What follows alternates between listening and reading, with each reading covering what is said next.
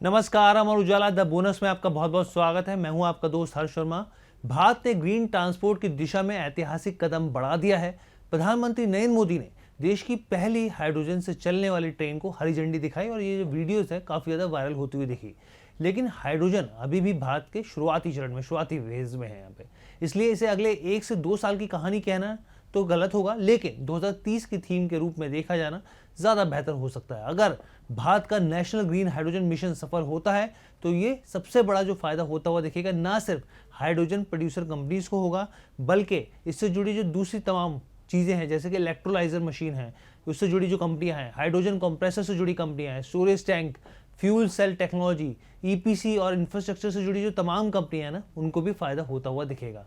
खास तौर पर इलेक्ट्रोलाइजर की हम लोग बात करना चाहेंगे क्योंकि ये जो मशीन होती है हाइड्रोजन के लिहाज से बहुत इंपॉर्टेंट होती है। तो सब पर चर्चा करेंगे, कौन से शेयर हैं जो स्मॉल कैप के लिहाज से, मिड कैप के लिहाज से, लार्ज कैप के हिसाब से डायरेक्टली और इनडायरेक्टली इस हाइड्रोजन थीम को कवर करेंगे, उस पर चर्चा करेंगे, आपको बताएंगे। लेकिन सबसे पहले हाइड्रोजन ट्रेन की जो कहानी है उसके बारे में आपको जानना ज़रूरी है और ये भी समझेंगे कि आखिर क्या और कैसे भारत ने ग्रीन ट्रांसपोर्ट की दिशा में एक महत्वपूर्ण कदम उठाया है। सबसे पहले समझ लीजिए कि हाइड्रोजन आखिर है क्या, क्योंकि मन में सवाल होगा आपके। तो देखिए, हाइड्रोजन एक बेहद हल्की और स्वच्छ क्लीन गैस है ये, जिसका इस्तेमाल फ्यूल के रूप में किया जा सकता है और इसे भविष्य के लिहाज से अगर आप देखें तो ग्रीन फ्यूल भी कहा जाता है। हाइड्रोजन को फ्यूल सेल में इस्तेमाल करके बिजली बनाई जाती है, जिसे अगर आप देखें तो ट्रेन में भी इस्तेमाल किया जा सकता है, बस में, ट्रक में, कारों में चलाई इसके ज़रिए, हाइड्रोजन के ज़रिए जा सकती है। इसकी सबसे बड़ी खासियत यह है कि इससे कार्बन उत्सर्जन नहीं होता है, यानी कि कार्बन डाइऑक्साइड नहीं निकलती है, बल्कि पानी, वाटर वेपर और थोड़ी गर्मी ज़रूर निकलती है। क्या है इस ट्रेन की खासियत? देखिए, अब हाइड्रोजन ट्रेन की जो खासियत है उसकी बात करते हैं। भारत की पहली हाइड्रोजन ट्रेन में 10 कोच हैं जो कि करीब 2600 यात्रियों को लेकर चल सकती है। ये ट्रेन हरियाणा के जिंद से लेकर सोनीपत के बीच चलेगी। यहाँ पर हम लोग शेयरों की भी बात करेंगे, लेकिन इसके बारे में आपको जानना जरूरी है। यहाँ पे इसकी ऑपरेशन स्पीड 75 किलोमीटर प्रति घंटे से लेकर 110 किलोमीटर प्रति घंटे की रफ्तार से, इसकी जो रफ्तार है उसके हिसाब से इसको डिज़ाइन किया गया है। फिलहाल दुनिया में जो चल रही ज़्यादातर हाइड्रोजन ट्रेन है उनमें अगर आप कोचेज़ देखेंगे तो 2 से 3 हैं, जबकि भारत में 10 कोचों के साथ ये दुनिया की सबसे लंबी हाइड्रोजन पैसेंजर ट्रेन जो है ये बन गई है। इसमें 3200 हॉर्स पावर का पावरफुल प्रोपल्शन सिस्टम लगाया गया है। अब सवाल ये है कि आखिर हाइड्रोजन ट्रेन काम कैसे करती है, कैसे चलती है ये चीज़ें। देखिए, इस ट्रेन में डीजल इंजन नहीं होता है, बल्कि ये हाइड्रोजन फ्यूल सेल तकनीक से चलती है। अगर आप इसको और आसान भाषा में समझें तो मैं आपको समझाता हूँ कि जो ट्रेन में हाई प्रेशर सिलेंडर में हाइड्रोजन गैस स्टोर की जाती है, फ्यूल सेल के अंदर हाइड्रोजन हवा में मौजूद ऑक्सीजन के साथ साथ प्रतिक्रिया करती है और इस केमिकल रिएक्शन से बिजली पैदा होती है और यही बिजली के मोटर्स को चलाती है, जिससे पहिए घूमते हैं और इस प्रक्रिया में धुआं नहीं निकलता।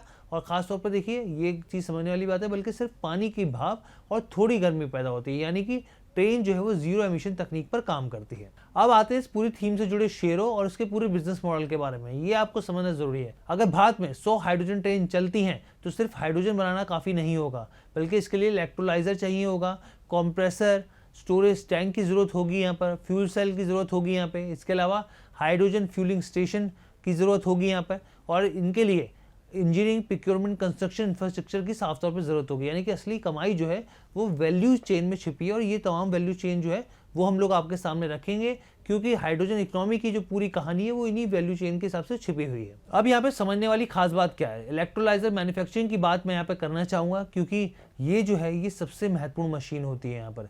इसका काम क्या होता है? इसका काम होता है पानी को बिजली की मदद से हाइड्रोजन और ऑक्सीजन में अलग करना। अब इसको थोड़ा सा और क्लैरिटी से समझते हैं। अगर मैं आपको समझाऊं तो अगर हाइड्रोजन अडॉप्शन बढ़ता है तो सबसे पहले इलेक्ट्रोलाइजर की डिमांड जो है वो बढ़ती हुई दिखेगी, क्योंकि पानी को हाइड्रोजन में बदलने के लिए इसकी साफ तौर पर ज़रूरत होती है। अब आपके मन में सवाल होगा कि भाई इलेक्ट्रोलाइजर जो थीम है उसमें कौन कौन से स्टॉक से नाम निकल के आते हैं। तो सबसे पहला जो नाम निकल के आता है वो है GR इंफ्रा प्रोजेक्ट्स का। ये कंपनी सीधे तौर पर इलेक्ट्रोलाइजर मैन्युफैक्चरिंग और ग्रीन हाइड्रोजन इंफ्रास्ट्रक्चर के इकोसिस्टम का हिस्सा बन चुकी है। GR प्रमोटर्स ग्रुप ने स्पेन की हाइड्रोजन टेक्नोलॉजी कंपनी S2B2 के साथ एक जॉइंट वेंचर किया हुआ है यहाँ पर, और वो जो जॉइंट वेंचर है उसके जरिए भारत की पहली हाइड्रोजन ट्रेन के लिए हाइड्रोजन प्रोडक्शन के साथ साथ यहाँ पे रिफ्यूलिंग स्टेशन प्रोजेक्ट जो है वो भी, इसका काम जो है कंपनी ने किया है। अब इस लिहाज से इन्वेस्टर को क्या मैसेज है, देखिए अगर भारत में हाइड्रोजन प्रोजेक्ट्स बढ़ते हैं तो कंपनी को इलेक्ट्रोलाइजर मैन्युफैक्चरिंग के साथ साथ ईपीसी और साथ में हाइड्रोजन इंफ्रास्ट्रक्चर से भी फायदा मिलता हुआ दिख सकता है। इस लिस्ट में दूसरा नाम निकल के आता है एडविट एनर्जी ट्रांजिशंस लिमिटेड का। अगर आप इसको समझना चाहें तो मैं आपको समझाता हूँ इसके बिजनेस मॉडल को। ग्रीन हाइड्रोजन थीम से ये सीधे तौर पर जुड़ी हुई कंपनी है। खास बात यह है कि ये सिर्फ ग्रीन हाइड्रोजन प्रोड्यूसर नहीं है बल्कि इलेक्ट्रोलाइजर मैन्युफैक्चरिंग और साफ तौर पे जो ग्रीन हाइड्रोजन प्रोजेक्ट्स हैं उन पर भी काम कर रही है। इन्वेस्टर के लिहाज से यहाँ पर अगर आप समझे तो हाइड्रोजन इकोनॉमी की शुरुआती चरण में इलेक्ट्रोलाइजर की मांग जो है वो सबसे ज़्यादा बढ़ती हुई दिख सकती है और ऐसे में ये जो कंपनी है डायरेक्ट प्ले की कहानी यहाँ पर प्ले करती हुई दिख सकती है। यहाँ पे आगे बढ़ते हैं हम लोग। तीसरा स्टॉक है किर्लोस्कर न्यूमेटिक कंपनी का। अगर आप यहाँ पर देखें तो कंपनी जो है वो हाइड्रोजन को स्टोरेज और रिफ्यूलिंग के लिए हाई प्रेशर पर कॉम्प्रेस करने का काम कंपनी करती है। यहाँ पे किर्लोस्कर न्यूमेटिक इंडस्ट्रियल की बात करें यहाँ पर और खास तौर पर प्रोसेस गैस कंप्रेसर की बात करें तो कंपनी इसमें जो है एक बड़ी भूमिका यहाँ पर निभा रही है उन प्रमुख कंपनियों में से जो इस बिजनेस मॉडल से साफ तौर पर जुड़ी हुई है। हाइड्रोजन कंप्रेसर भविष्य में इसके लिए एक बड़ा अपॉर्चुनिटी एरिया हो सकता है। यहाँ पर तो समझने वाली बात यहाँ पर यह है कि जो यहाँ पर हाइड्रोजन प्रोडक्शन प्लांट हो या फिर हाइड्रोजन रिफ्यूलिंग स्टेशन हो या फिर कंप्रेसर की हम लोग बात करें तो दोनों जगह पर कंपनी की ज़रूरत होती है। इसके बाद आगे बढ़ते हैं। चौथा स्टॉक जो है वो आयनॉक्स इंडिया लिमिटेड का है यहाँ पर। और अगर आप इस स्टॉक को देखें यहाँ पर किस लिहाज से इस थीम से जुड़ता हुआ दिखता है यहाँ पे, तो ये कंपनी जो है cryogenic storage tanks, industrial gas equipment, vacuum insulated solutions बनाने पर आगे जो है वो कंपनी अग्रणी काम कर रही है। यहाँ पे लिक्विड हाइड्रोजन और साथ में दूसरे इंडस्ट्रियल गैसेस की स्टोरेज के लिए भी इसकी विशेषज्ञता कंपनी के भविष्य में महत्वपूर्ण भूमिका निभा सकती है। अब यहाँ पर हम लोग आगे बढ़ते हैं यहाँ पे और दूसरे स्टॉक्स की भी बात करते हैं यहाँ पर जो इस लिस्ट में आते हुए दिखेंगे यहाँ पर। इसके बाद अगर आप देखिए यहाँ पर तो आपको देखने को मिलेगा कि गेल की बात करते हैं, गेल इंडिया की। गेल इंडिया पहले से ही हाइड्रोजन ब्लेंडिंग में, हाइड्रोजन ट्रांसपोर्टेशन और ख़ासतौर पर इंफ्रास्ट्रक्चर से जुड़े जो पायलट प्रोजेक्ट्स हैं उसके ऊपर काम कर रही है। कंपनी जो है वो नेचुरल गैस पाइपलाइन नेटवर्क में हाइड्रोजन ब्लेंडिंग की संभावनाओं पर जो है वो काम कर रही है यहाँ पर। और इसके लिहाज से अगर आप समझे तो भविष्य में अगर आप देखें तो अगर हाइड्रोजन थीम यहाँ पर और ख़ासतौर पर डिस्ट्रीब्यूशन नेटवर्क जो आगे बढ़ता हुआ दिखेगा, विकसित होगा, तो फिर गेल को हो सकता है यहाँ पर फ़ायदा होता हुआ दिखे। इसके बाद क्यूमिंस इंडिया की बात करते हैं। फ्यूल सेल टेक्नोलॉजी सिर्फ हाइड्रोजन ट्रेन तक सीमित नहीं है, इसका इस्तेमाल जो है वो ट्रक माइनिंग से लेकर यहाँ पे इक्विपमेंट, मैरीन और डाटा सेंटर्स तक हो सकता है। यहाँ पे अगर आप क्यूमिंस इंडिया की बात करें, यहाँ पे क्यूमिंस इंक की बात करें तो कई सालों से जो है हाइड्रोजन फ्यूल सेल टेक्नोलॉजी और हाइड्रोजन जो इंजन्स है उसके ऊपर कंपनी काम कर रही है। सातवां स्टॉक निकल कर जो आता है वो है रिलायंस इंडस्ट्रीज़ का। यहाँ पर रिलायंस इंडस्ट्रीज़ को अगर आप देखें तो कंपनी जो सिर्फ हाइड्रोजन प्रोड्यूसर के तौर पे नहीं आगे बढ़ना चाहती बल्कि इसके इलेक्ट्रोलाइजर के तौर पे, सोलर मैन्युफैक्चरिंग के तौर पर, बैटरी स्टोरेज के तौर पर और ग्रीन हाइड्रोजन के साथ साथ ग्रीन अमोनिया समेत यहाँ पर जो भी न्यू एनर्जी वैल्यू एडिशंस हैं, वैल्यू चेन्स है, उसके ऊपर कंपनी काम कर रही है। और कंपनी का लक्ष्य है साफ तौर पर कि ग्रीन हाइड्रोजन की लागत को किसी भी तरीके से कम किया जा सके और प्रतिस्पर्धी स्तर पर इसको लाया जा सके। अब यहाँ हमने मार्केट एक्सपर्ट वीएलए अंबाला जी से भी बात करी और उनका हम लोगों ने जाना व्यू और उन्होंने साफ तौर पे कहा कि मिड के हिसाब से देखें, स्मॉल कैप के हिसाब से देखें या लार्ज कैप के हिसाब से उन्होंने इनको बांट दिया है यहाँ पे। और कौन कौन सी स्टॉक की थीम में उनको पसंद आ रहे हैं। सबसे पहले स्मॉल कैप की बात करते हैं तो कर्नेक्स माइक्रो सिस्टम्स उनको पसंद आ रहा है इस थीम के लिहाज से। रेलवे सिग्नलिंग और ट्रेन प्रोटेक्शन सिस्टम में कंपनी काम करती है और रेलवे कॉरिडोर के विस्तार को लेकर उनका ये मानना है कि ये अवसर जो है वो आगे बढ़ता हुआ दिख सकता है। इसके बाद वॉलचंद इंडस्ट्रीज़ को देखें, यहाँ पे हैवी इंजीनियरिंग क्षमताओं के चलते भविष्य में हाइड्रोजन और ख़ास तौर पर रेलवे इंफ्रास्ट्रक्चर प्रोजेक्ट से जुड़ सकती है कंपनी, तो इस लिहाज से उनको जो है स्मॉल कैप के लिहाज से जो है ये दो स्टॉक्स उन्होंने रडार पर रखे हैं।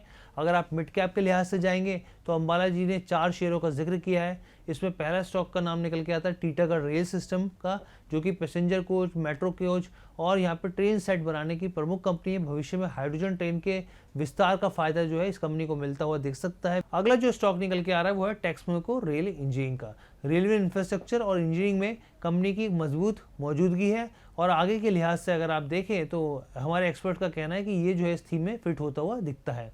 HBL इंजीनियरिंग की बात कर लेते हैं। यहाँ पे रेलवे सिग्नलिंग, कवर सिस्टम और बैटरियाँ और ख़ासतौर पर ऑनबोर्ड इलेक्ट्रॉनिक सप्लाई कंपनी करती है और यहाँ पर आने वाली पीढ़ी के लिहाज से काफ़ी महत्वपूर्ण हो सकता है। रिट्स की बात कर लेते हैं। यहाँ पे रेलवे की इंजीनियरिंग कंसल्टेंसी कंपनी है और उनका ये मानना है कि ये भी इस थीम में फिट बैठता है। वहीं लार्ज कैप की बात करें तो लार्ज कैप में देखिए L&T को उनकी पिक निकल के आई है। ग्रीन हाइड्रोजन प्लांट EPC के लिहाज से देखें, इंफ्रास्ट्रक्चर प्रोजेक्ट्स के लिहाज से देखें तो यहाँ पर कंपनी की मौजूदगी है। हाइड्रोजन प्रोडक्शन और जो अगर आप देखेंगे तो रिफ्यूलिंग इंफ्रास्ट्रक्चर बढ़ाने पर भी कंपनी का खासतौर पर फोकस है।